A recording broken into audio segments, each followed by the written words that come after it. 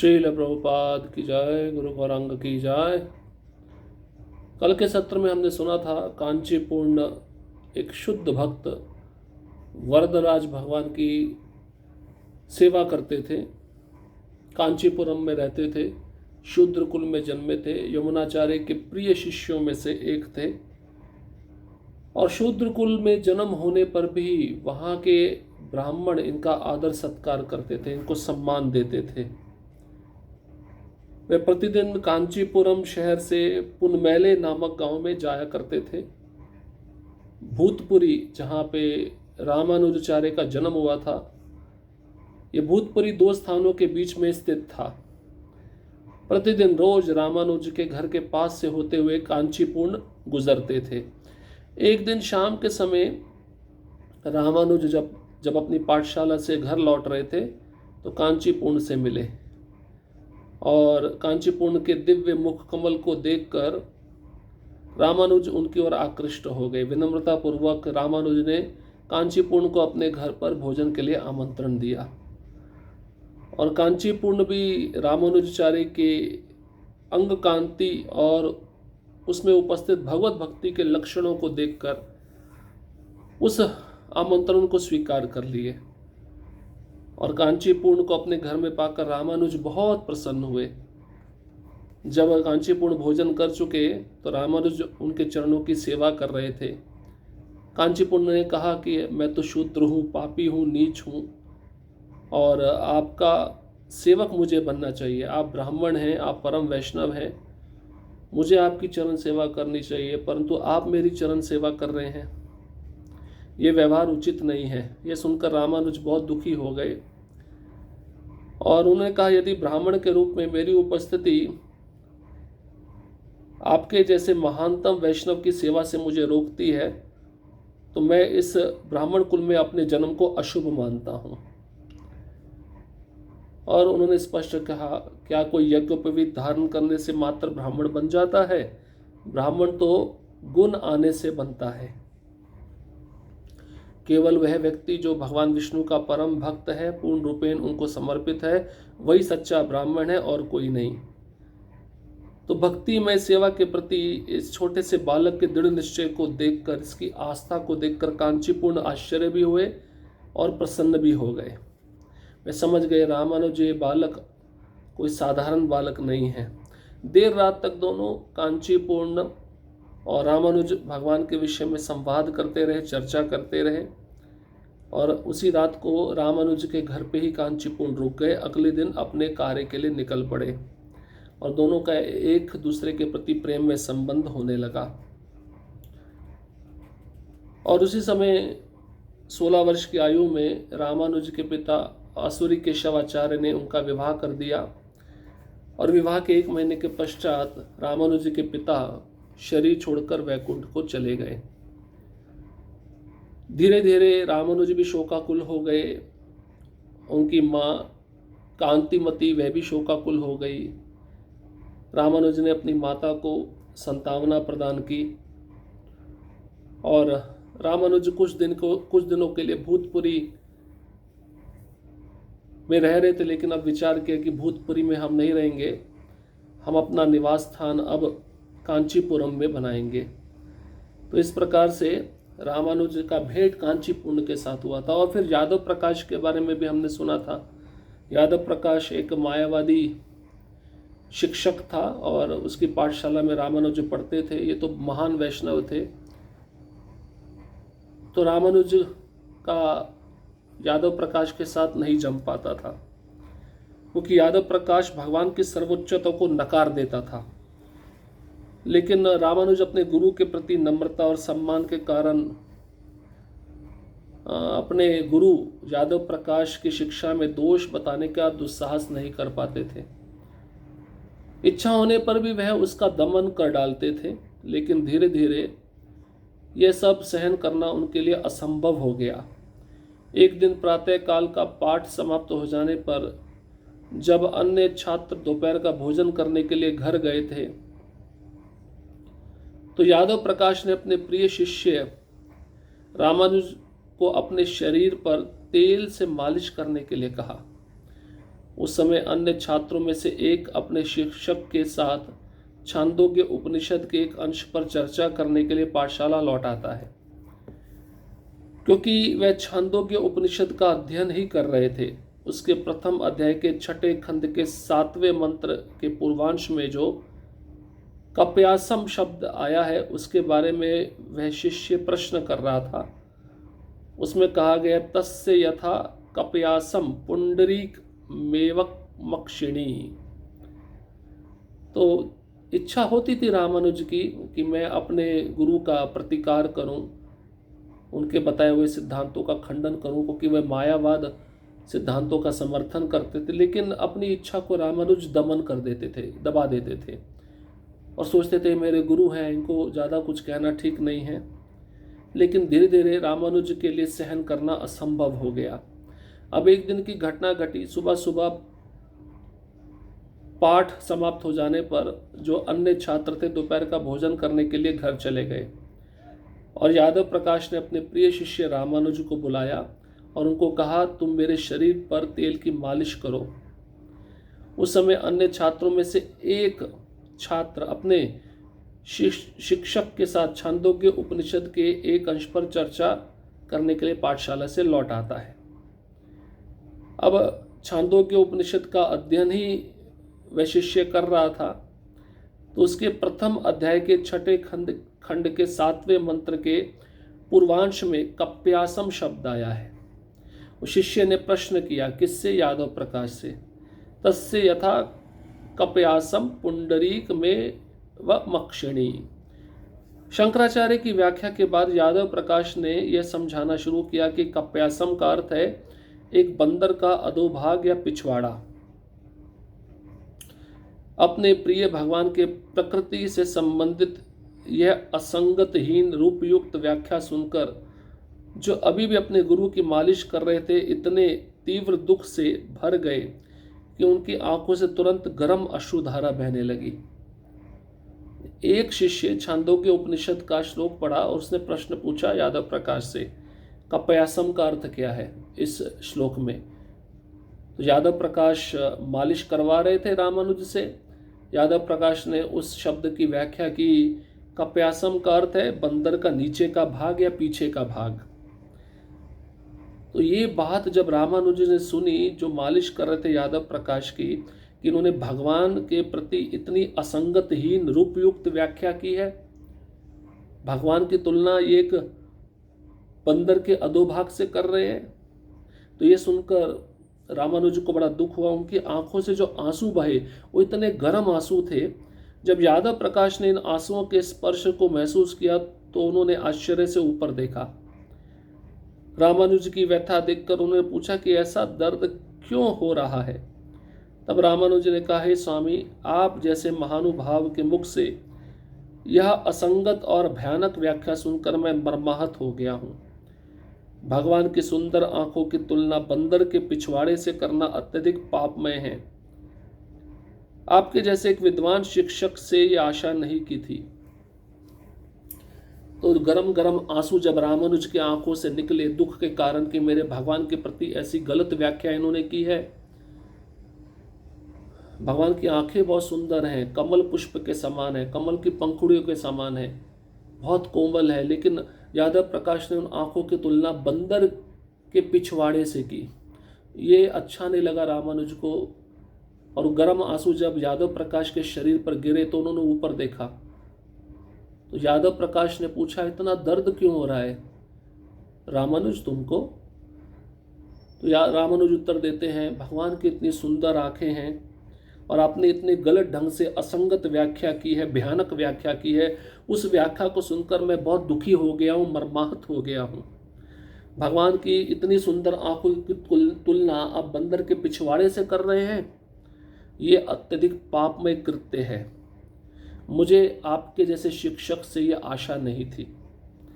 यादव प्रकाश अपने ही एक छात्र की इस चुनौती से अत्यधिक नाराज हो गए और उन्होंने कठोर उत्तर देते हुए कहा, मैं भी बहुत दुखी हूँ। ठीक है, क्या तुम इससे भी उत्तम व्याख्या प्रस्तुत कर सकते हो? यह सुनकर रामानुज ने कहा, आपके आशीर्वाद और दया से सब कुछ संभव हो सकता है। तब उपहास पूर्वक मुस्कुराते हुए यादव प्रकाश ने कहा, अच्छी बात है, तुम अपना नया अर्थ बताओ और थोड़ा हम भी सुने। अब हम इस बालक को आगे बढ़ते हुए देखने जा रहे हैं। लगता है ये शंकराचार्य से भी ऊपर उठ जाना चाहता है। रामानुज यह सब सुनकर शांत रहे और उन्होंने बहुत ही विनम्रता पूर्वक अपने वचनों को यादव प्रकाश के सामने रखा। उन्होंने कहा, कप्यासम शब्द का एक और अर्थ संभव है।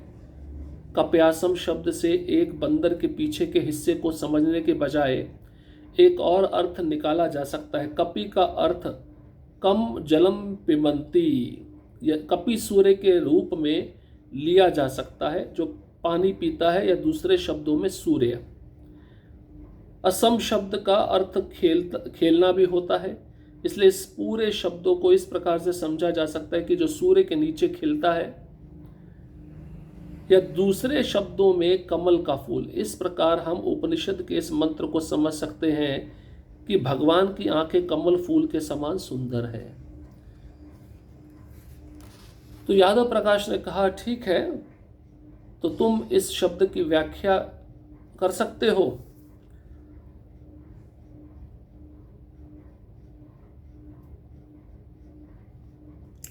तो रामानुज ने कहा, आपके आशीर्वाद से, आपकी दया से सब कुछ संभव हो सकता है, तो तुम इस शब्द की उत्तम व्याख्या करके दिखाओ। उपहास पूर्वक मुस्कुराते हुए यादव प्रकाश ने रामानुज से कहा, अच्छी बात है, तुम अपना नया अर्थ बताओ, थोड़ा हम भी तो सुने, तुमने क्या सीखा है। मैं तुम जैसे बालक को आगे बढ़ते हुए देखना चाहता हूँ। लगता है तुम शंकराचार्य से भी ऊपर उठ गए हो। मजाक में ऐसी खिंचाई भरे हुए शब्दों से बोलना, चिढ़ा के बोलना, ये वाणी का गलत उपयोग है किसी वैष्णव के प्रति।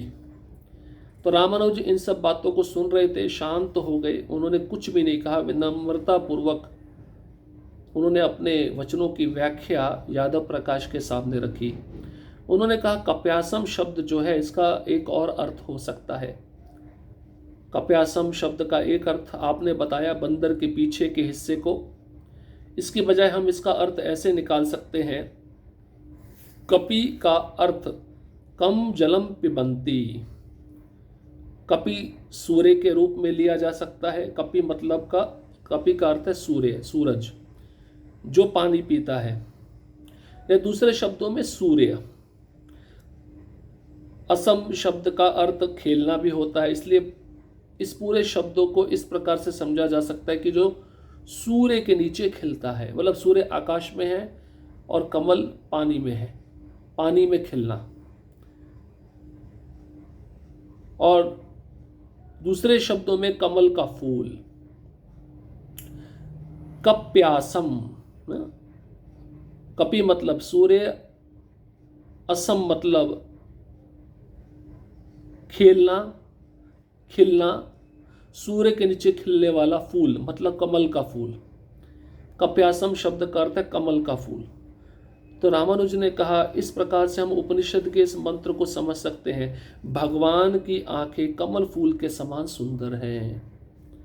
इस घटना के पश्चात यादव प्रकाश को अपने ही एक छात्र से इतनी चतुर व्याख्या सुनकर बहुत आश्चर्य हुआ और वे समझ गए कि रामानुज द्वैतवाद या भक्ति दर्शन के कट्टर अनुयायी हैं, क्योंकि भक्तगण समझते हैं कि जीवन की पूर्णता बिना किसी व्यक्तिगत इच्छा के भगवान विष्णु की पूजा आराधना करना है, और इसलिए वे कभी भी एकता की आकांक्षा नहीं रखते हैं जैसा कि मायावादी करते हैं। रामानुज का यह दर्शन सीधा यादव प्रकाश की शिक्षाओं के विरोध में था, तथा इस घटना के पश्चात रामानुज के प्रति उनका स्नेह कम होने लगा। अब रामानुज का स्नेह प्रेम बहुत था, यादव प्रकाश का स्नेह रामानुज के प्रति बहुत था, क्योंकि सोचते थे बड़ा महान मेधावी शिष्य है, कम उम्र में इसने सब कुछ सीख लिया है।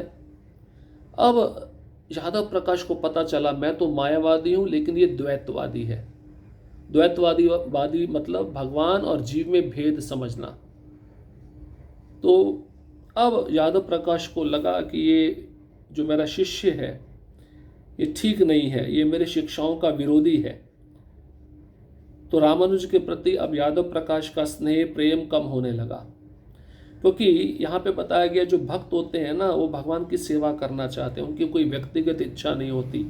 वे केवल भगवान विष्णु की पूजा करते हैं, आराधना करते हैं, और कभी भी भगवान से एक होने की इच्छा या आकांक्षा नहीं रखते, जैसा कि मायावादी करते हैं। तो ये सिद्धांत रामानुज का सीधा यादव प्रकाश के शिक्षाओं के विरोध में था, समझ सकते हैं आप। तो ये विरोध अब यादव प्रकाश को पसंद नहीं आने वाला था। कुछ दिनों के बाद यादव प्रकाश ने तैत्तिरीय उपनिषद से शिक्षा देते हुए अपने छात्रों को कहा कि परम ब्रह्म सत्य स्वरूप, ज्ञान स्वरूप तथा आनंद स्वरूप है। भगवान की इस निर्विशेष धारणा के विचार को सुनकर रामानुज स्वयं को रोक नहीं पाए। उन्होंने तुरंत इसका प्रतिवाद करते हुए कहा, इस मंत्र का अर्थ है कि परम भगवान सत्य, ज्ञान और अनंत गुणों से युक्त है, लेकिन फिर भी इन विशेषताओं से परे उनका अपना अस्तित्व है। रामानुज की इस व्याख्या को सुनकर यादव प्रकाश क्रोधित होकर बोले, हे अभिमानी बालक, यदि आप मेरे व्याख्या को स्वीकार नहीं करते तो आप यहाँ क्यों आते हो? क्यों ना घर जाकर अपनी एक पाठशाला शुरू करते? फिर थोड़े शांत होकर बोले, तुम्हारी व्याख्या शंकराचार्य या किसी पूर्ववर्ती गुरु के मतानुसार नहीं है, अतः आगे कभी ऐसी दृष्टता मत करना। तो कुछ दिन बीत गए। यादव प्रकाश ने तैत्तिरीय उपनिषद से अपने शिष्यों को शिक्षा देना शुरू किया। अब शिक्षा देते हुए छात्रों से यादव प्रकाश कहते हैं, परम ब्रह्म जो भगवान है, सत्य स्वरूप, ज्ञान स्वरूप तथा आनंद स्वरूप है। भगवान के इस निर्विशेष धारणा के विचार को जब रामानुज सुने तो स्वयं को रोक नहीं पाए। तो मायावादी क्या करते हैं, शास्त्रों का सिद्धांत लेकर उसमें मायावाद को प्रस्तुत करते हैं। तो रामानुज बैठे थे, वैष्णव थे, इनको सहन नहीं हुआ। तुरंत रामानुज ने इस व्याख्या का प्रतिवाद किया, खंडन किया, कहा ये जो मंत्र आप बोल रहे हैं ना, ये परम सत्य भगवान सत्य, ज्ञान और अनंत गुणों से बने हुए हैं, लेकिन फिर भी इन विशेषताओं से परे उनका अपना अस्तित्व है, उनका व्यक्तिगत अस्तित्व है, वह एक पर्सनैलिटी है। रामानुज की इस व्याख्या को जब यादव प्रकाश सुना तो वह क्रोधित हो गया। उसने कहा, अभिमानी बालक, यदि मेरी व्याख्या तुम्हें स्वीकार नहीं है तो तुम यहाँ पे क्यों आते हो? घर जाकर अपनी पाठशाला क्यों नहीं शुरू कर देते? फिर थोड़ा शांत होकर यादव प्रकाश कहने लगा, तुम्हारी व्याख्या शंकराचार्य या किसी पूर्ववर्ती गुरु के मतानुसार नहीं है, आगे ऐसी कभी दृष्टता मत करना, मेरे से जबान मत लड़ाना। तो देखिए, पहले जो प्रेम था ना, अब वो प्रेम गुरु और शिष्य के बीच में कितना कम होता जा रहा है। क्यों? क्योंकि गुरु मायावादी है, शिष्य वैष्णव है, तो इनका मत कैसे मिलेगा? मत मिल नहीं सकता। इसलिए इन दोनों में बड़ा भेद होने लगा। मायावादी कभी भी भगवान के व्यक्तिगत स्वरूप को नहीं मानते, और वैष्णव भगवान विष्णु की सेवा करता है, भगवान के सुंदर स्वरूप को भी मानता है, और कभी भी भगवान से एक होना नहीं चाहता। एक होने पर उसको पता है कि सेवा भाव खत्म हो जाएगा। और मायावादियों का दृष्टांत कैसा होता है, एक होने पर हम एक दिन स्वयं भगवान बन जाएंगे। तो रामानुज अब हर बात का खंडन करने लगे, यादव प्रकाश के सिद्धांतों का। पहले तो दुस्साहस नहीं कर पाते थे, अपने को रोक लेते थे, लेकिन वैष्णव कब तक सहन करेगा? भगवान के प्रति कोई बुरा बोले, भगवान के अस्तित्व को, भगवान के व्यक्तिगत स्वरूप को कोई स्वीकार ना करे, तो वैष्णव को ये सब सहन नहीं होता। अपने लिए वैष्णव को सब कुछ सहन हो जाएगा, लेकिन भगवान के प्रति कोई कुछ अपशब्द बोले तो ये वैष्णव को सहन नहीं होता। अब रामानुज में यही भाव है। अब जो भी यादव प्रकाश सिद्धांत प्रस्तुत करेंगे उसका मैं पूर्ण रूपेण खंडन करूंगा, और उसकी व्याख्या दुगने स्वरूप में, अच्छे सुंदर स्वरूप से करके दूंगा। और ये जब रामानुज व्याख्या करते थे, यादव प्रकाश को सहन नहीं होता था। वो कहते थे, शायद शंकराचार्य से तुमको ज़्यादा ज्ञान हो गया है। शंकराचार्य के जो मतावलंबी हैं, अनुयायी हैं, वो पूरी तरह से भगवान के अस्तित्व को स्वीकार नहीं करते। इस प्रकार से अब दोनों के बीच में जो संबंध है वो और खराब होता जा रहा है। अब और भी कैसे संबंध खराब हुआ, इससे संबंधित बहुत सारी लीलाएं, इसको हम अगले सत्र में सुनेंगे। हरे कृष्णा कृष्ण कृष्णा हरे हरे, हरे राम राम राम हरे हरे।